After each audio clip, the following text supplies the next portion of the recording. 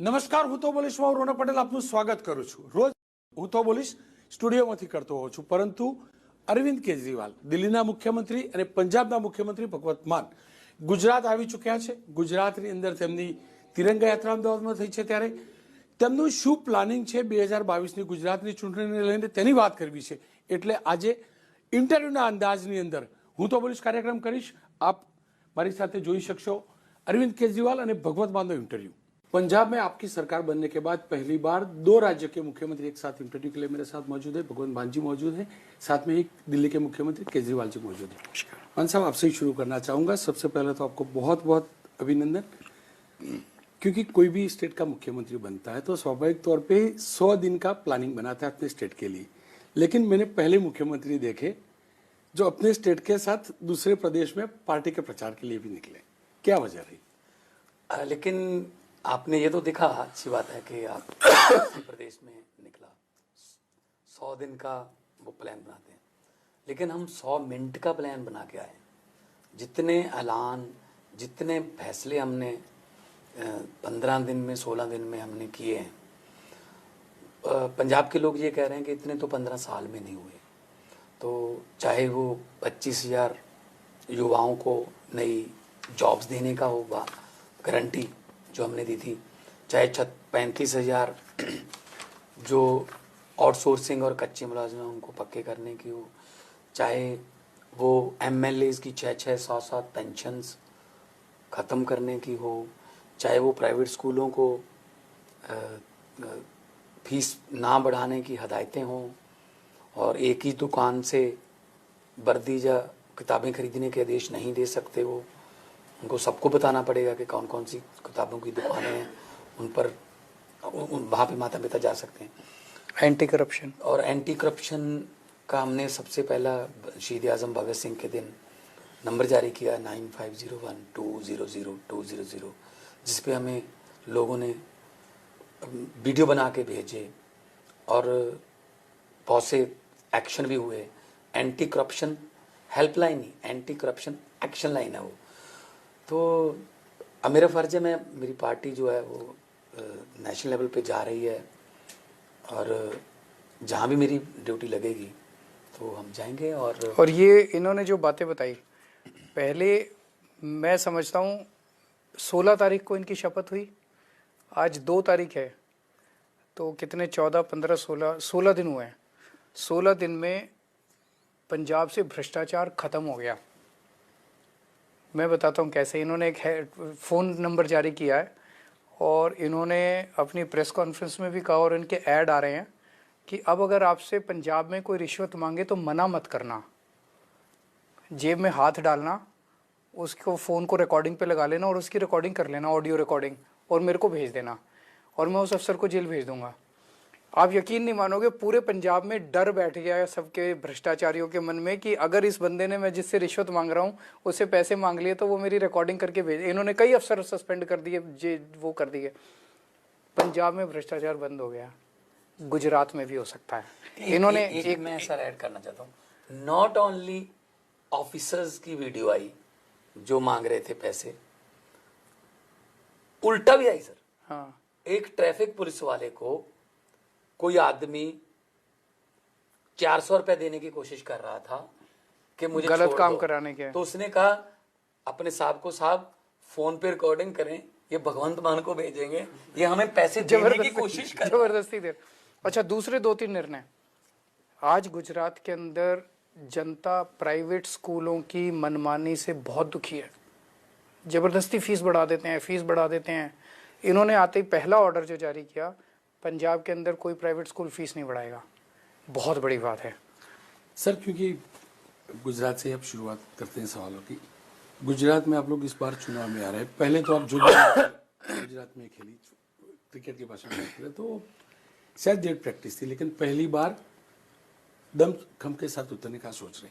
क्या आम आदमी पार्टी गुजरात में सभी बैठकों पर चुनाव लड़ेगी, या छोटू वसावा जैसे जो लीडर्स हैं, जिनकी छोटे छोटे दल हैं, उनके साथ टाइप करके लड़ेगी? हम सभी उस पे चुनाव लड़ेंगे, सारी सीटों पे चुनाव लड़ेंगे. और मैंने आज बोला, हमारा मकसद यहाँ पे बीजेपी को हराना नहीं है, हमारा मकसद कांग्रेस को हराना नहीं है, हमें राजनीति करनी नहीं आती। हमारा मकसद है देश को जिताना, हमारा मकसद है गुजरात को जिताना, हमारा मकसद है गुजरातियों को जिताना। लोग जीतेंगे, लोगों को अच्छे स्कूल मिलेंगे, लोगों को अच्छा अस्पताल मिलेंगे, लोगों को अच्छा बिजली मिलेगी, उससे देश आगे बढ़ेगा। हम पॉजिटिव राजनीति करते हैं। पूरे पंजाब के अंदर हमने किसी को गाली गलौज नहीं किया। हम यहाँ पे बीजेपी के खिलाफ बोलने नहीं आए, हम यहाँ पे कांग्रेस के खिलाफ बोलने के लिए नहीं आए। हमें देशभक्ति करनी आती है, हमें राजनीति करनी नहीं आती। केजरीवाल जी देखिए, देशभक्ति तो ठीक है, साथ में राष्ट्रभक्ति की बात भी है और राजनीति की भी बात है। अब दिल्ली में चुनाव लड़े, कांग्रेस के खिलाफ लड़े पहला चुनाव, पंजाब में लड़े और पार्टी के खिलाफ लड़े। गुजरात पहला स्टेट होगा जिसमें रूलिंग पार्टी बीजेपी है, और आप भी जानते हैं कि 95 के बाद बीजेपी कभी भी गुजरात में हारी नहीं। आपके जो भी मंसूबे हैं, आप जो भी बातें कर रहे हैं, जो भी सोच लेकर आ रहे हैं, लेकिन तब ये सब कर पाएंगे जब सरकार बनेगी, और क्योंकि बीजेपी हारी नहीं है, ऐसे में 2022 में आप ऐसा तो क्या जड़ी बूटी लेके आओगे कि ये सब जो हम बातें कर रहे हैं या जो सोच रहे हैं वो कर पाओगे? आज सवेरे मेरे पास एक आदमी आया, हम दोनों बैठे हुए थे, आके मुझे गुजरात का ही था, मुझसे उसे पता चला हम लोग आए, मैं मिलने का टाइम मांगा। आके बोलता है सर 27 साल हो गए इनको राज करते करते, अब ये जनता की सुनते नहीं है, इनमें अहंकार आ गया, बहुत ज़्यादा घमंड आ गया इन लोगों में, और कांग्रेस कुछ कर नहीं सकती। तो बोले कि सब कुछ, बोले जनता की समस्याओं को कौन सुनेगा। तो मेरा ये कहना है 27 साल में इन्होंने जितना करना था कर दिया, अब इनके अगले 5 साल भी अगर आ गए तो ये कुछ नया नहीं करने वाले। 27 साल में तो आदमी का दिमाग भी एक तरह से चलने लग जाता है। हमारा जनता को एक ही कहना है, एक मौका हमें दे के देख लो। नए लोग, नई राजनीति, नई पार्टी, नए चेहरे, सब कुछ नया है। दिल्ली के लोगों ने मौका दिया, कितना शानदार काम हुआ। पंजाब के लोगों ने मौका दिया, अब 10 दिन के अंदर इतना अच्छा। में जैसा आप कह रहे हैं कि बीजेपी इतने सालों से हारी नहीं। पंजाब 1966 में बना, 1967 में पहला इलेक्शन हुआ। उसके बाद पंजाब में कुछ देर नहीं, देश में सबसे ज़्यादा टाइम राष्ट्रपति राज भी रहा। 19.5 साल बादलों ने राज किया, और 25 साल कांग्रेस ने राज किया। आप मोटा मोटा लगा के चलो 45 साल इन्होंने राज किया। तो 45 साल में लोगों का कुछ नहीं इन्होंने किया। वही बेरोजगारी, वही करप्शन, वही आज ब्रेन ड्रेन हो रहा है। पंजाबी भाग रहे हैं आईलेट्स करके, चलो कैलिफोर्निया, चलो कनाडा, चलो ऑस्ट्रेलिया। तो हमने यही कहा था कि ये कोई ऐसा नहीं है कि हम पक्के ही आ जाएंगे, एक मौका देके देख लो। उन्होंने मौका दिया। आज वो ये कह रहे हैं पंजाबी 20-21 दिन में, यार इससे पहले वाला ही मौका अगर आपको दे देते तो पता नहीं अब तक कहाँ चले जाते। लेकिन चलो, जनता जनार्दन है, उनका जो फतवा है वो सर माथे पर। लेकिन हम पॉजिटिव राजनीति करते हैं। हम उन्होंने बहुत गालियां दी, केजरीवाल को कपड़े नहीं पहनने आते, उसका रंग काला है, भगवंत मान ये है वो है दिन का है। लेकिन हमने कहा जी अस्पताल बनाएंगे, स्कूल बनाएंगे, बिजली सस्ती करेंगे, और आपके बच्चों को रोजगार देंगे, इंडस्ट्री अच्छी करेंगे, इंडस्ट्री को वापस लेके आएंगे। अब जैसे गुजरात में मैं आज दंग रह गया, मेरे को पता चला पुलिस में भी कच्चे कर्मचारियों की भर्ती होती है, कॉन्ट्रैक्ट पे। शायद गुजरात पहला राज्य होगा जहां पे पुलिस में भी कच्चे कर्मचारी। इन्होंने आते ही सबसे पहला इन्होंने अनाउंस किया कि जितने कच्चे कर्मचारी है पंजाब सरकार में सबको पक्का किया जाएगा, और इसी सेशन में बिल लेके आएंगे। लोगों के समस्याओं का समाधान हमारे पास है। क्यों? क्योंकि हम राजनीति नहीं करते, हमें राजनीति नहीं करनी आती, हमें काम करना आता है, हमें देशभक्ति। तो ऐसे ही 2 राज्य में तो सरकार बनेगी नहीं, जनता को हमारे काम पसंद है, जनता को हमारी बातें पसंद है, क्योंकि हम देशभक्ति की बात करते हैं, हम राजनीति की बात नहीं करते। पूरे आज मैं 2-3 जगह मैंने भाषण दिया रोड शो में, आप देख लो कहीं मैंने किसी को गाली दी हो। पंजाब में मैं 1 साल से कैंपेनिंग कहीं मैंने किसी को गाली नहीं दी। हम गाली गलौज की राजनीति, तू मैं की राजनीति नहीं करते, हम जनता के काम की, और काम करके दिखाया हमने। एक मैं बात कहना चाहूँगा, जब मैंने होश संभाला, मैंने अरविंद जी, एक ही नेता है जिन्होंने 2020 के इलेक्शन के 3 महीने पहले ये बोल दिया, अब आप कह रहे हैं ना राजनीति जानते हैं, ये राजनीति अगर हमें राजनीति आती तो ये न मत बोलते कि अगर मेरे 5 साल के काम पसंद है तो वोट दे देना, वरना हमें वोट ना देना। ये कोई पॉलिटिशियन बोलेगा? नहीं, हर बार कह रहे हैं एक मौका और दे दो, एक मौका और दे दो, एक मौका और दे दो, पहले गलती हो गई, ये मौका। तो हम काम करना जानते हैं। नहीं अरुण जी, मेरा सवाल भी यही था कि देखिए पंजाब में तो आपके पास भगवंत मान भी थे, 2014 में आपके सांसद भी आए थे, 19 में भी सांसद है। अब जिस गुजरात में सरकार बनाने की बात कर रहे हैं वहां न तो आपका एक विधायक है, न तो कोई सांसद है, न तो बड़ा संगठन है, और अब जानते हैं कि बीजेपी का किस प्रकार का संगठन, कितना गहरा संगठन स्थापित है। ऐसे में कितना बड़ा पटकार होगा, कितनी बड़ी चुनौती होगी? जनता अपनी समस्याओं का समाधान मांग रही है। जनता कह रही है कि मेरे घर में एक रोजगार हो, मेरे घर में खाने को हो, मेरे बच्चों को अच्छी शिक्षा मिल जाए, मेरे घर में कोई बीमार हो तो उनका अच्छा इलाज हो जाए। इन सब की व्यवस्था हम करते हैं। आज से 10 साल पहले कोई केजरीवाल को भी नहीं जानता था, कौन जानता था? पर जनता ने भरोसा किया एक आम आदमी पे। आज से 10 साल पहले भगवंत मान को भी कोई नहीं जानता था, एक आर्टिस्ट थे, आर्टिस्ट के रूप में जानते थे, लेकिन एक पॉलिटिशियन के रूप में नहीं। अच्छा, गुजरात के 6 करोड़ लोगों पे यकीन कीजिए, ये गुजरात के 6 करोड़ लोगों में से एक शानदार व्यक्ति जो उम्मीद देगा गुजरात को। आप जानते हो उसका नाम, जिसने चरणजीत चन्नी को हराया? दोनों जगह से, दोनों वालों को जानते नहीं होंगे। आप जानते हो उस लड़की का नाम जिन्होंने सिद्धू और मजीठिया दोनों को हरा दिया? आप जानते हो उनका नाम जिन्होंने कैप्टन अमरिंदर हरा दिया? आप जिन्होंने जानते हो उनका नाम? सिटिंग चीफ मिनिस्टर, पंजाब के जो सिटिंग चीफ मिनिस्टर है, उनको हराने वाला व्यक्ति एक मोबाइल शॉप पे रिपेयरिंग का काम करता है। केजरीवाल जी देखिए, भगवंत मान आपके पास थे पंजाब में, गुजरात में कौन हो सकता है भगवंत मान? क्या आप मुख्यमंत्री का चेहरा घोषित करने के बाद चुनाव में उतरोगे? जरूर घोषित करेंगे। और मेरे को अपने पे भरोसा नहीं है, मेरे को गुजरात के लोगों पे भरोसा है। दिल्ली के लोगों ने एक अरविंद केजरीवाल दिया, पंजाब के लोगों ने एक भगवंत मान दिया, अब 6.5 करोड़ गुजरात के लोगों पे भरोसा करो, यहाँ से एक अरविंद केजरीवाल या भगवंत मान बड़ी जल्दी निकल के आएगा, जो गुजरात की बात करेगा, गुजरात के लोगों को एक उम्मीद देगा। क्योंकि बात ही निकले तो देखिए, नरेश पटेल बड़े पॉलिटिकल लीडर तो नहीं, उनका कहना है कि सभी पार्टी की ओर से उन्हें ऑफर है, बड़ी कम्युनिटी के लीडर भी हैं, बड़ी संस्था के साथ भी जुड़े हैं, और क्योंकि अब जो बातें आ रही है, खबरें आ रही हैं कि वो कांग्रेस के साथ हो सकते हैं। क्या उम्मीद है नरेश पटेल आपके साथ जुड़ सकते हैं? आपकी कुछ बात हुई उसको लेकर?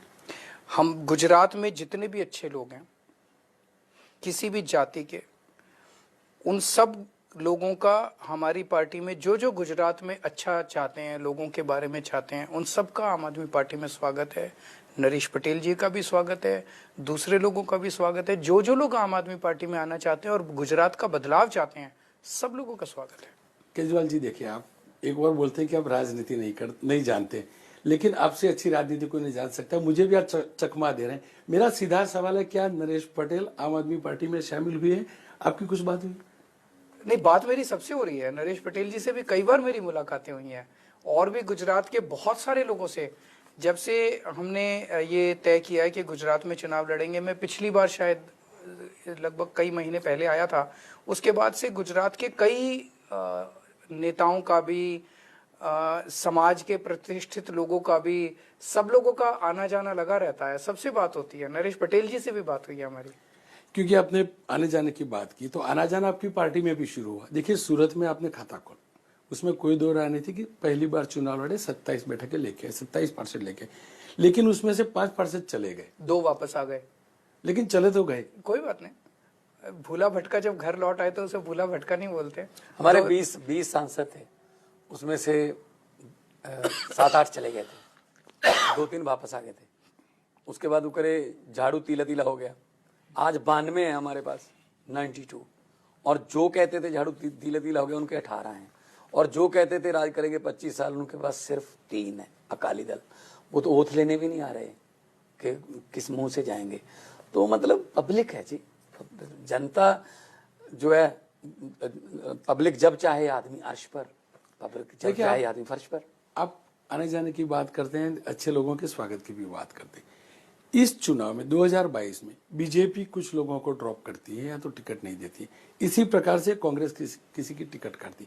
क्या ऐसे लोग आम आदमी पार्टी, ऐसे लोगों का आम आदमी पार्टी स्वागत कर सकती है? ऐसे भी कैंडिडेट हो सकते हैं जो बीजेपी से नाराज होकर आपके साथ जुड़े और कांग्रेस से नाराज होकर आपके साथ जुड़े? इसमें दो चीजें हैं। जैसे ये बीजेपी का बड़ा अच्छा स्टाइल है। जैसे पिछली बार नगर निगम के, दिल्ली नगर निगम के चुनाव हुए, सब लोग कह रहे थे कि बीजेपी ने बहुत भ्रष्टाचार किया, बीजेपी ने बहुत भ्रष्टाचार किया। उन्होंने सारे कैंडिडेट बदल दिए। तो एक तरह से उन्होंने माना कि हमारे वालों ने बहुत भ्रष्टाचार किया, उन्होंने सारे बदल के नए ले आए। तो जिनको बदला उनको जेल तो भेजो, उनके खिलाफ कार्रवाई तो करो। आप खुद मान रहे हो कि उन्होंने गड़बड़ करी, तो अब अगर ये कुछ लोगों को बदलते हैं तो इसका मतलब कांग्रेस ने चीफ मिनिस्टर बदल दिया सर, अपने चीफ मिनिस्टर बदल के पंजाब में। हाँ, 4.5 साल कैप्टन और उसके बाद चन्नी, और जो उनके मंत्री थे वो सेम। तो मतलब ये एक आदमी पर थोपते हैं कि इसकी वजह से गलत हो रहा था, वरना हमारी पार्टी तो ठीक है, लेकिन लोगों ने नहीं यकीन किया। केजरीवाल जी, क्योंकि आपकी पार्टी का दायरा भी बढ़ रहा है, दिल्ली के बाद पंजाब में आपके विधायक भी इतने सारे आए, स्वाभाविक तौर पे राज्यसभा के सदस्य भी बढ़ेंगे, सांसद भी आपकी पार्टी की। प्रेसिडेंट के चुनाव आ रहे हैं, राष्ट्रपति के चुनाव आ रहे हैं, आम आदमी पार्टी का स्टैंड क्या होगा? क्या यूपीए के साथ रहेंगे या अलग से बात करेंगे? हम चाहते हैं कि देश को एक बहुत अच्छा राष्ट्रपति मिले। देखेंगे कि कौन कौन खड़े हो रहे हैं, कौन कौन कैंडिडेट्स है, उसके बाद सारी पार्टी मिलके हम लोग उस पर निर्णय लेंगे।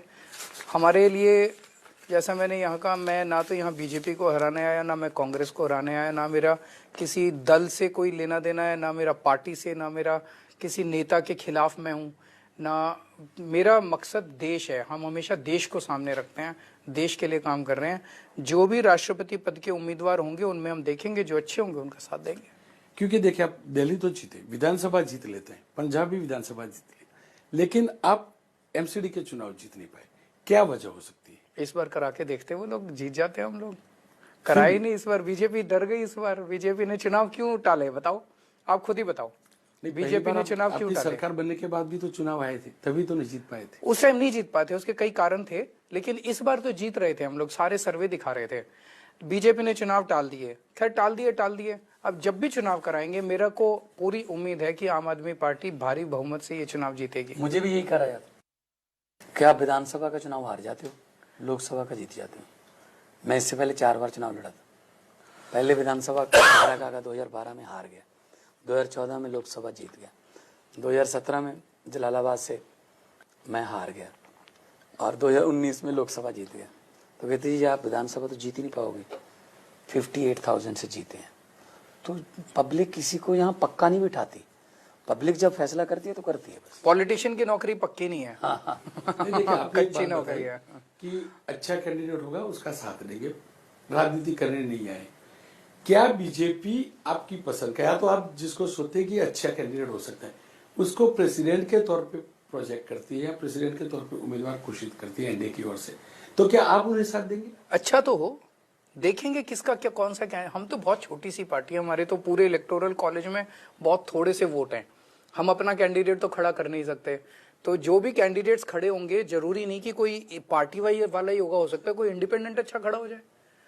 अच्छा व्यक्ति देश का राष्ट्रपति बने, देश की आन बान शान बने, ऐसे व्यक्ति को वोट देंगे। आपको सर लग रहा है कि राष्ट्रीय राजनीति में अब जिस प्रकार की कांग्रेस की हालत है, ऐसे में यूपीए के बाद यूपीए 2 खड़ा होता है, तो अरविंद जी का रोल क्या हो सकता है? और क्योंकि ममता जी को आप जानते हैं, तो क्या ममता जी बड़ी राष्ट्रीय लीडर बन सकती है या अरविंद जी?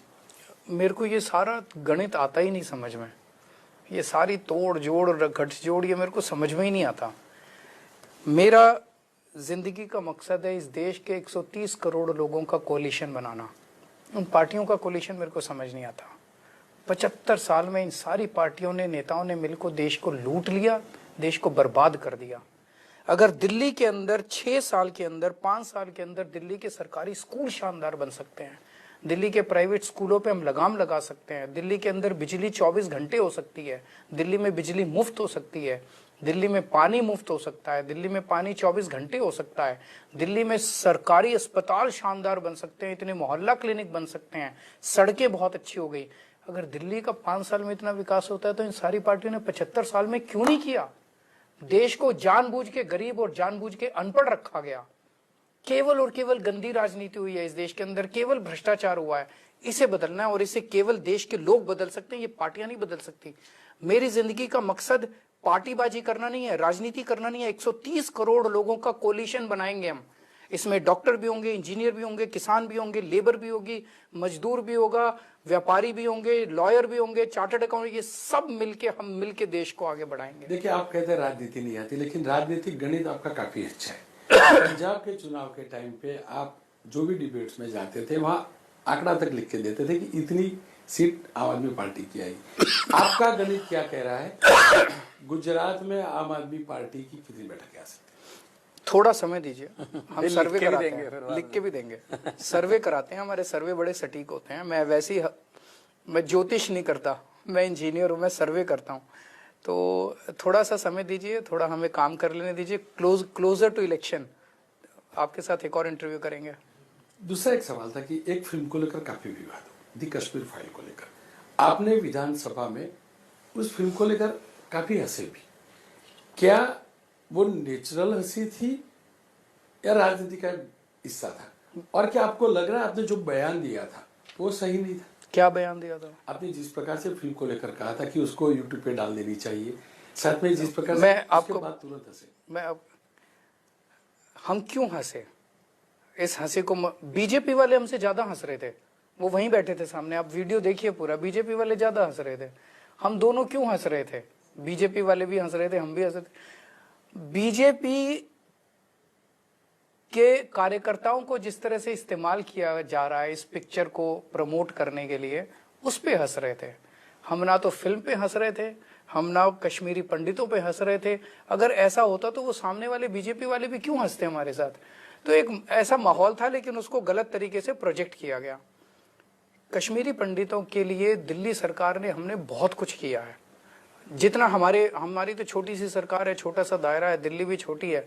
हमारे दायरे में जो कुछ भी था, जैसे जब कश्मीरी पंडितों का पलायन हुआ, उस पलायन के वक्त कई सारे कश्मीरी पंडित दिल्ली आए, दिल्ली सरकार में कॉन्ट्रैक्चुअल टीचर लगे। तब से लेके आज तक वो कॉन्ट्रैक्ट पे चल रहे थे। बीच में बीजेपी की भी सरकार आई, कांग्रेस, किसी ने उनको पक्का नहीं किया।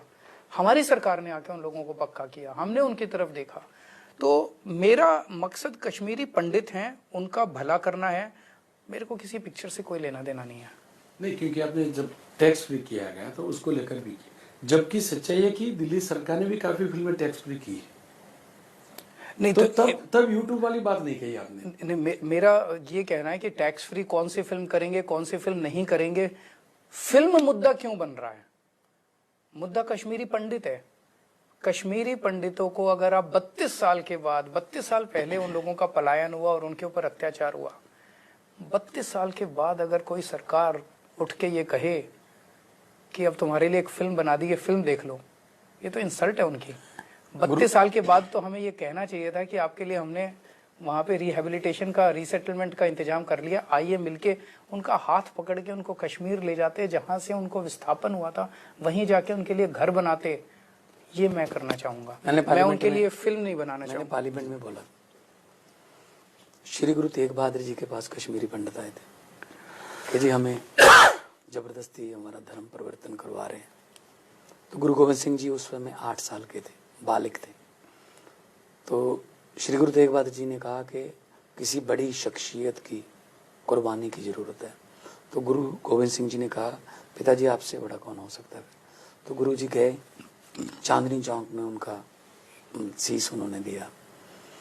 तो हम लोग तो वो लोग हैं जो एक दूसरे का धर्म बचाने के लिए जो धाड़ भी आते थे, उनसे हमारा धन बचाने के लिए सोशल बॉन्डिंग ऐसी है।